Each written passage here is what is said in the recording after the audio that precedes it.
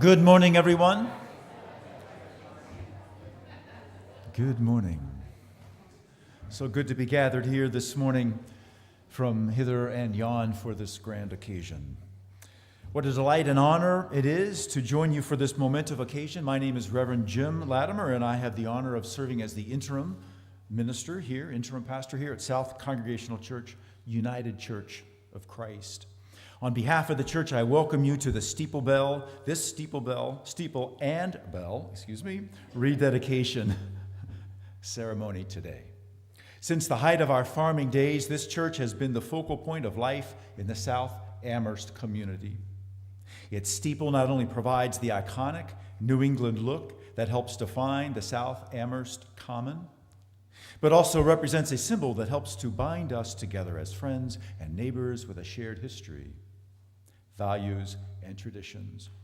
Countless generations have looked up to the steeple with reverence and admiration, finding comfort in its classic look as they pass by. Many have lived within the sound of the bell, but weather and 200 years took their toll on the steeple and temporarily silenced the bell in the year 2022, just a couple years ago, due to safety concerns. And today, we celebrate the renewal of this venerable structure and bell. We give to both new lives as we forge ahead into the future. I now invite Bruce Penniman, our moderator, forward.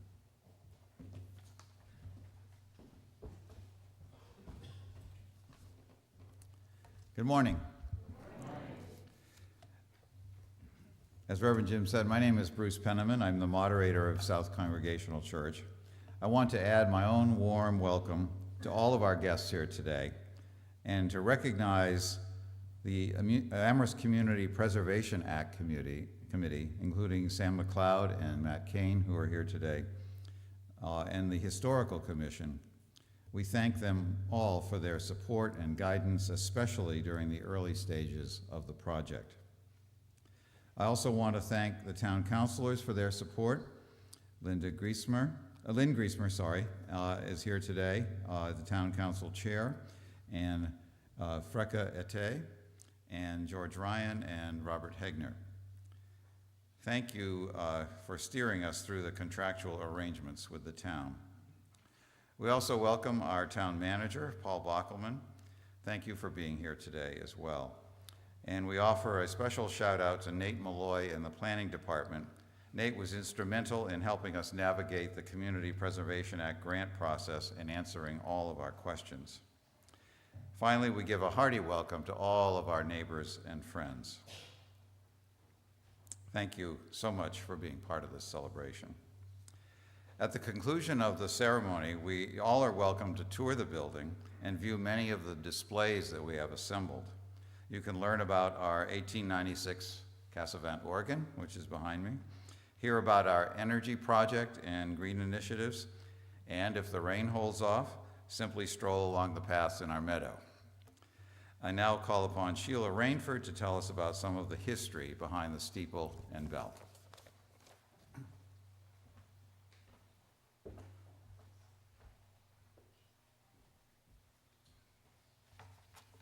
200 years ago, the residents of South Amherst grew weary of trekking 6 miles into town and 6 miles back over muddy, dirty, icy, unpleasant roads.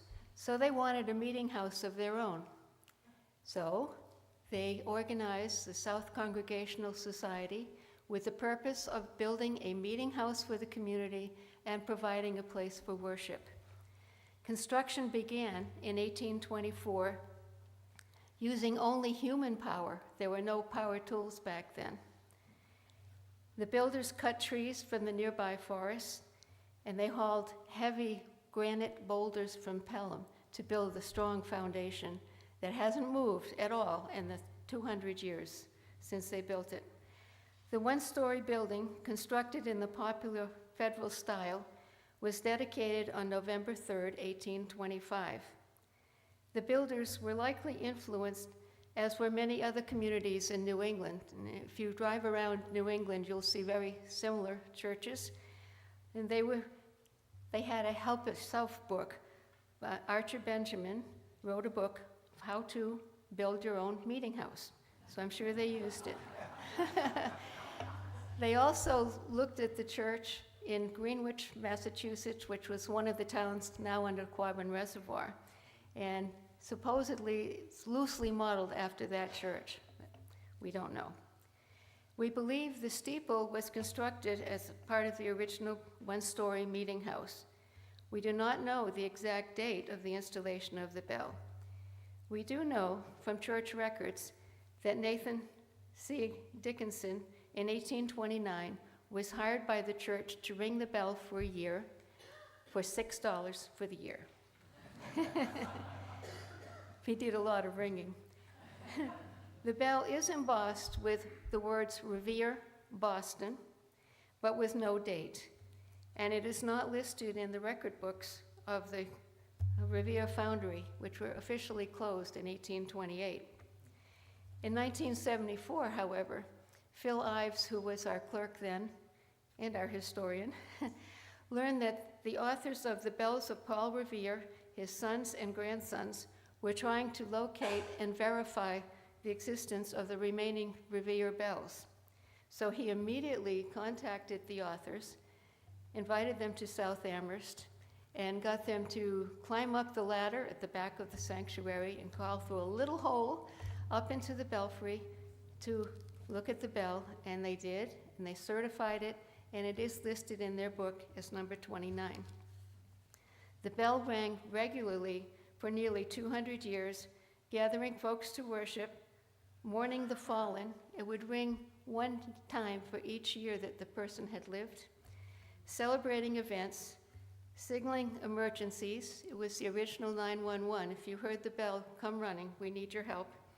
And more recently, bearing witness to the climate crisis. We had to stop ringing it in 2022 for safety concerns, and it is so good to have it back in strong new belfry and ready to ring for another 200 years. Thank you.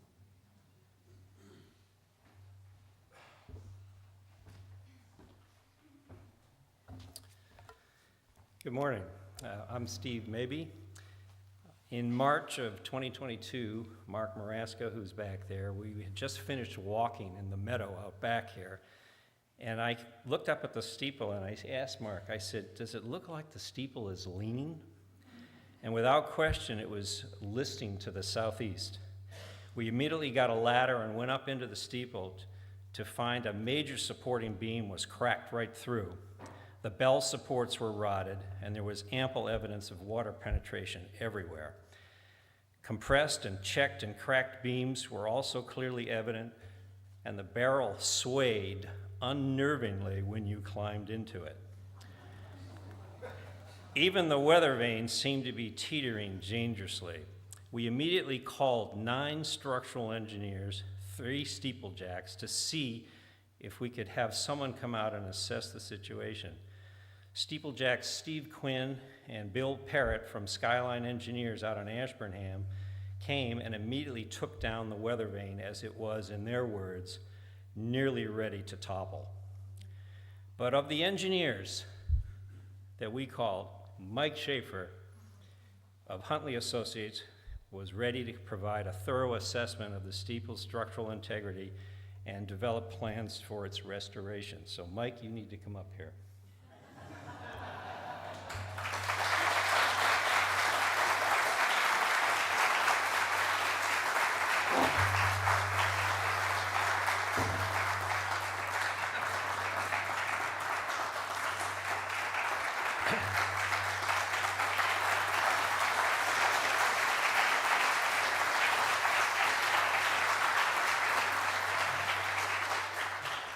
I don't like coming up here either. No. I've given lectures for 40 years, and this space scares the... So on behalf of South Congregational Church, we'd like you to accept this small gift of appreciation for all your efforts. We appreciate your commitment to us and the project during a very difficult year. You were the one who answered our call and willing to come and help us, and for that we're truly grateful. So thank you, Mike, for everything. And Matt and I were talking a lot, and Mark, and we kept saying, this thing is really built well. And we said, you know, if an EF5 tornado comes through here, this whole steeple will be one giant projectile because it won't come apart. So clearly, it should be ready to last another 200 years. Yeah, we won't test that. But in this bag, we have a prayer shawl from our shawl ministry. We have some goodies from our Fiddler's Pantry. We have an ornament from the original wood from the barrel here, and some freshly made cookies from this morning.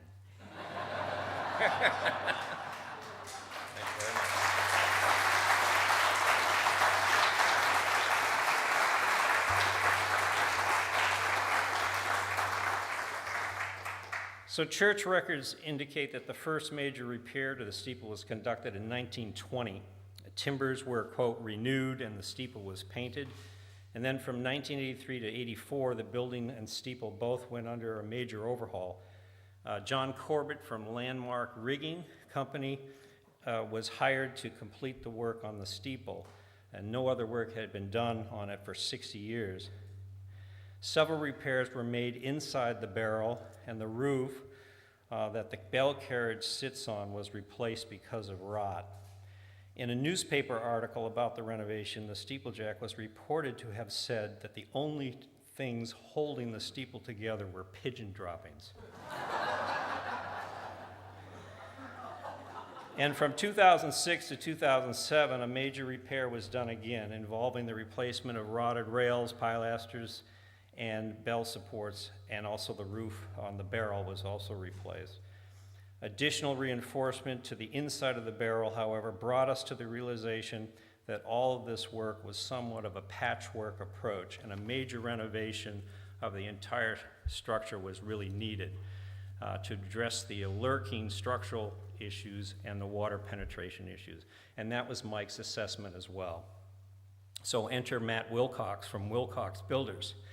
Mike recommended that we engage Matt for this project, and we're glad we did. When Matt first came by to look at the job, wow, were we impressed. We climbed up into the belfry and sat up there, I don't know, for half an hour or something, because you like to talk.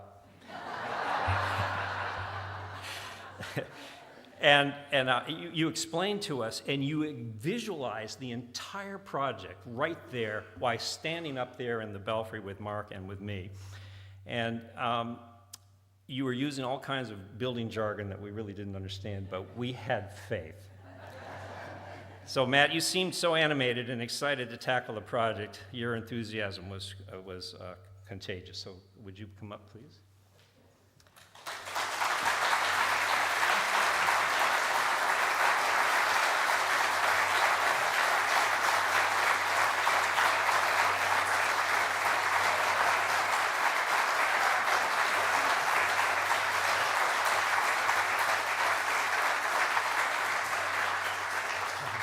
So, also, on behalf of South Congregational Church, please accept this small gift of appreciation for all your efforts and of that of your crew.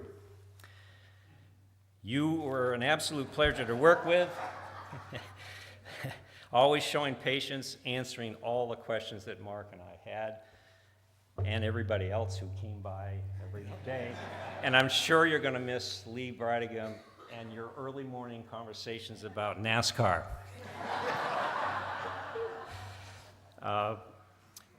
So you clearly take pride in your work, and we appreciate your very conscientious approach, always thinking about a way to make this work and to create a detail that would solve our water penetration problems. Your creativity and attention to detail is unparalleled. As an example of your commitment and dedication to the project, when we learned early in June that the roof of the barrel was not structurally sound enough to be reused, you spent 18 hours over a weekend in your shop rebuilding the whole thing. So there are some pictures of this barrel roof downstairs, and it really is a work of art. You should take a look at it. So Matt, South Church is so lucky to be the beneficiary of your extraordinary craftsmanship, but more importantly, your personal care and attention that you paid to every detail.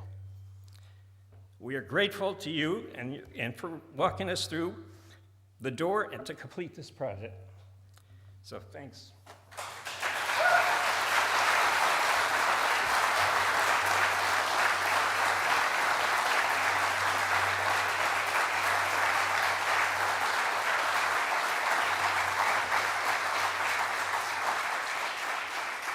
So I want both Mike and Matt to know that we're preparing a plaque to recognize the financial support from the Community Preservation Act. But also, Alan Rainford is going to set aside a nice piece of wood, and your names, both you and Mike, will be immortalized for the next 200 years. So I also want to recognize John Campbell from Campbell Ironworks. John ran the crane that lifted the old steeple components off the building and lifted the new components onto the building. And John also took the bell up to his shop and cleaned the yoke that holds the bell and sandblasted it and repainted it. And an interesting story is that when it came to removing the upper tower section, we basically cut a horizontal slice right through the lantern window. And when we hooked it up, 7,000 pounds, it wasn't budging. 8,000 pounds of lift pressure, it wasn't budging.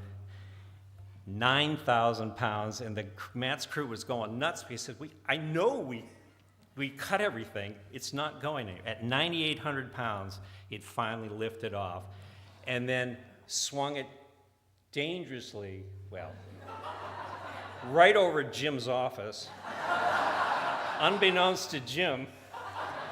And we all breathed a collective sigh of relief when it cleared the building. And I know you lost some sleep at night before some of these big lifts. So anyway, I want to thank you for your contribution to this and for the safe removal and assembly of our steeple. All right.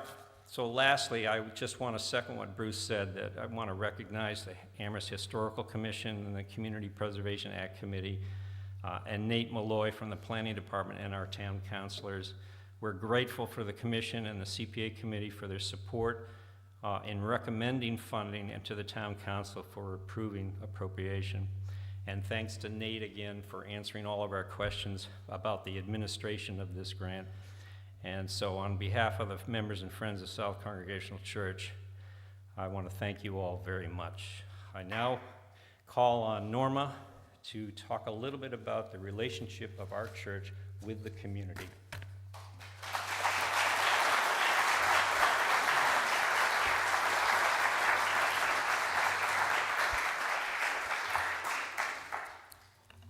I must say I'm a bit worried about what is going to occupy Steve and Mark's time for the next 6 months. My name is Norma Campbell, and I'm a deacon at South Congregational Church in Amherst. This has been my faith home for almost 62 years. It's a place that was very important to my parents and certainly has been very important in the lifeblood of this small community. One of the inspirations that stands out to me most about the history of South Church is that the founders built a meeting house in the traditional English definition of parish, meaning the building, though owned and maintained by the Congregational Society, was for the use of everyone within the defined physical bounds of the South Amherst village. That has always been our tradition, and it continues very strongly today. We have a long history of providing support for the broader Amherst community. For over 15 years, we have hosted many 12-step programs, and we have provided crafting space for the Hands Across the Valley quilters and rehearsal space for the Young People's Chorus for grades 3 to 5 and 6 to 12, as well as the 75-person Hampshire Choral Society. For many years, we've hosted the Boy Scouts, the Cub Scouts, and the Girl Scout troops. We've provided a chicken barbecue as part of the Amherst Community Band Concert in Amherst in August for everyone to enjoy dinner and an evening of music on the South Amherst Common. When the Cambodian families arrived in Amherst, we sponsored Khmer families, gathering over potluck meals in our church and helping them make new homes.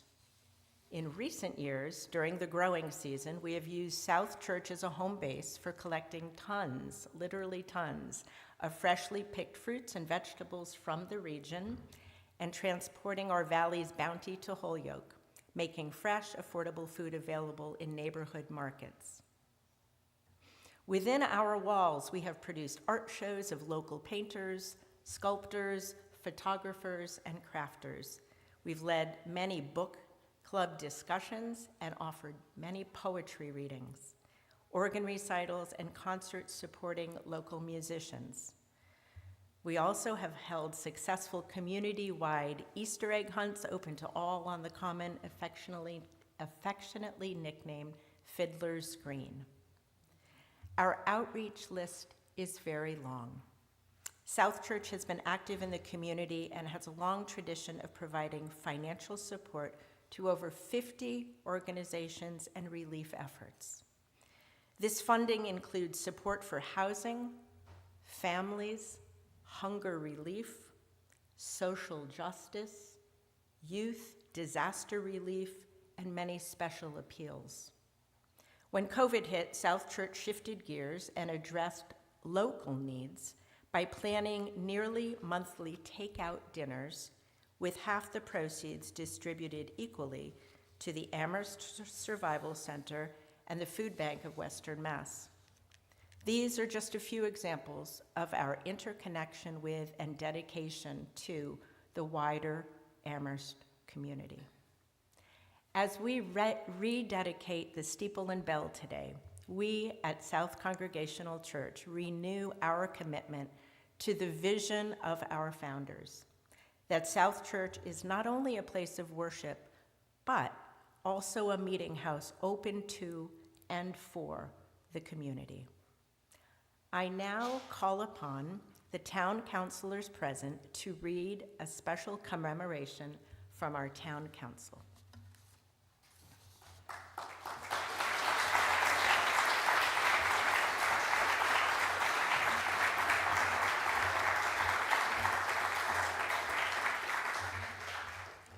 Just as a small preamble, houses of worship, synagogues, mosques, and churches are absolutely some of the cornerstones of our community.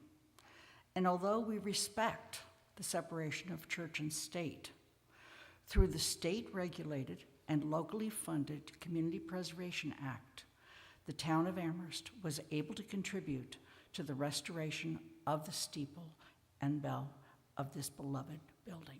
With that, we'll proceed with our commemoration. Bob? Whereas in June 1824, the South Congregational Church, Amherst, was founded by the South Congregational Society for use by everyone within the bounds of the South Amherst village to worship in a newly built meeting house closer to their homes and farms, with the aim of providing both a house of worship and a gathering place for the residents. And whereas South Congregational Church, Amherst, and its members continue the tradition of serving the community, and during the last 2 centuries have expanded its faith-based outreach, touching the lives of thousands in the greater Amherst region and helping countless charitable organizations. And whereas in 2024, as recommended by the Community Preservation Act Committee, South Congregational Church, Amherst, undertook a complete restoration and straightening of its steeple, thereby rehabilitating and preserving a historic building that is an iconic feature of the South Amherst landscape at Fiddler's Green. And whereas integral to the town's fabric, The South Congregational Church Amherst serves the community as much more than a house of worship and promotes and welcomes the appreciation and sustainable use of an historic resource for residents and visitors. And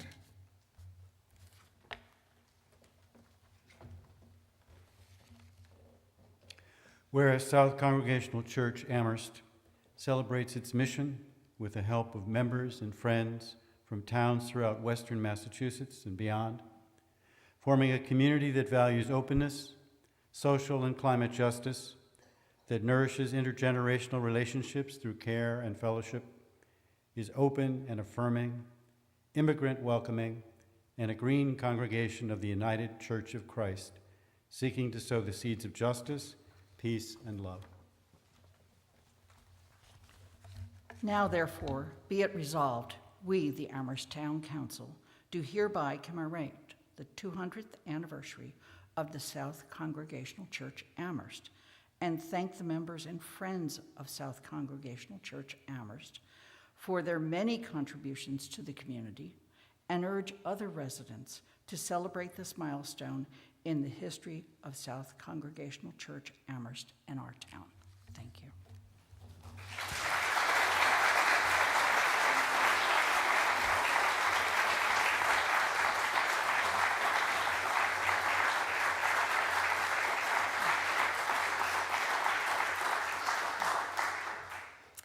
And now we have a celebratory ode to South Amherst Congregational Church, 1824 to 2024, written in spring 2024 by Laura Rojo McLeod.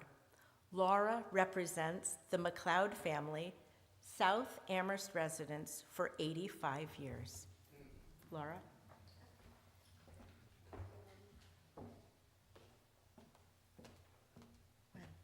Thank you very much. Pleasure to be here. I believe in community. I've been a player or key player in communities in Argentina, in my hometown. So this is what it is. I'm very happy to be here. And this is not the ode to joy, and it's not the ode by kids. You know, you have to read kids' odes. They are majestic. But this is my simple, heartfelt ode for all of you. When the united spirits embrace the kindred soul, the life's journey within your open arms, for neighbors everywhere, and when the presence of the real world builds up inside you the path of camaraderie, the caring insights of love unbound, we salute you, South Amherst Church. When our voices call from afar, we hear the sounding joy in celebration. For the common good of people and country, immersed alongside goals of old and new dreams, curious cosmos in search for a better tomorrow in renewal. We salute you, South Amherst Church. When we stand at the crossroad, your congregation shines. In heart's constraints, connects the dots and delivers the love. Reveals the passion, and we climb again the mountain of life in search of freedom. Flying, enlightened, unfazed, we salute you, South Amherst Church. When the waves of time awake the wonder of your equal home for all, the everlasting legacy for world peace your generations contain, then we gather again, stronger together, in grateful acclaim, ad sidera visus, today, forevermore. We salute you, South Amherst Church. Thank you.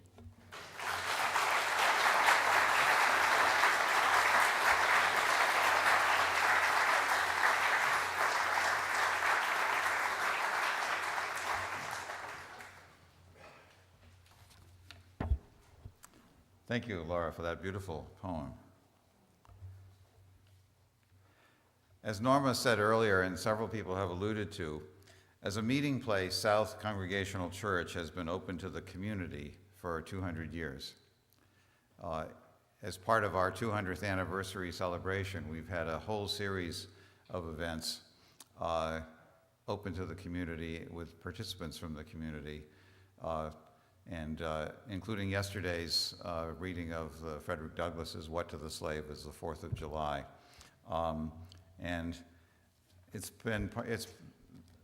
very much in the spirit of trying to be a community center, a meeting house, a meeting place.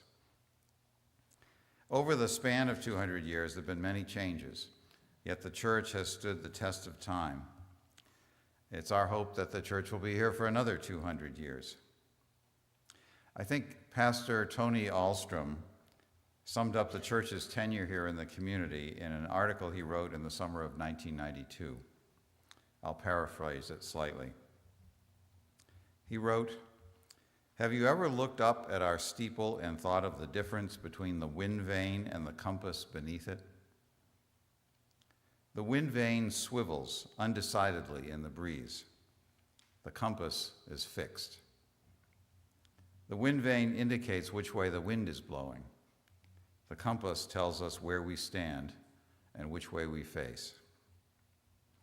As we seek to be the church in our ever-evolving world, may we read the wind vane, but always be the compass."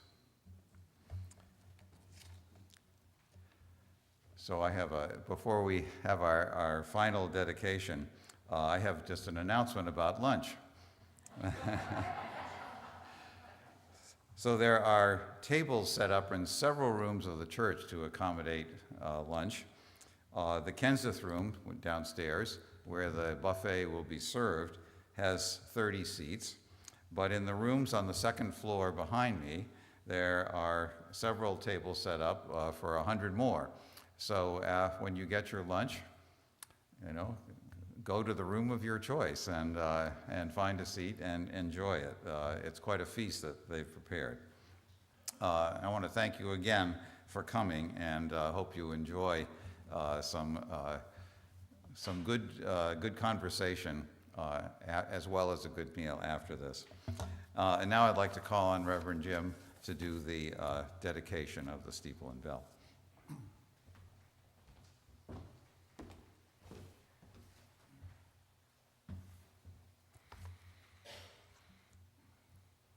Wow, what a time. Today, inspired by God's grace, we celebrate not only the restoration of physical structures, but also a recommitment of our mission here in this congregation to serve, to inspire, and to nurture.